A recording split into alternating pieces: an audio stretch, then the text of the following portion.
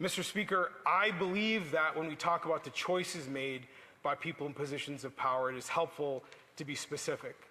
Here today, we've heard some of the policies that have been enacted by this government for the last decade that have held back our economy from the necessary growth required for young people to have jobs and careers.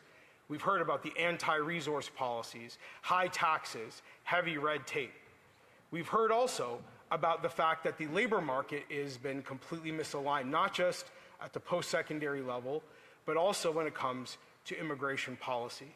And I can tell you, Mr. Speaker, that when I visit university and college campuses, young Canadians across this country know that small tinkering at the edges of the status quo is far from enough to create the changes necessary for young people to be optimistic and hopeful about their future. Small little programs and small little policy changes by a government that is pretending right now that is different from what this country has had for the last decade, it's simply not going to get the job done. Young people know that real, serious, substantive changes are required. And there may be no example of that better than immigration policy.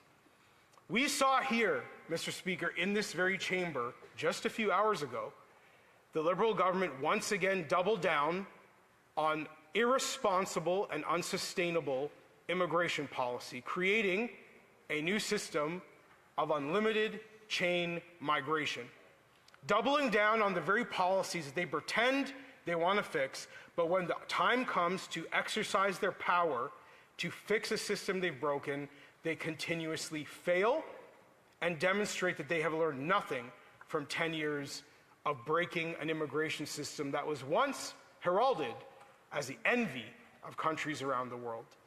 This very day, just hours ago, they once again voted for liberal immigration policies, not knowing and not being able to answer to the people of this country how many new people will be entering our country as a result of this legislation.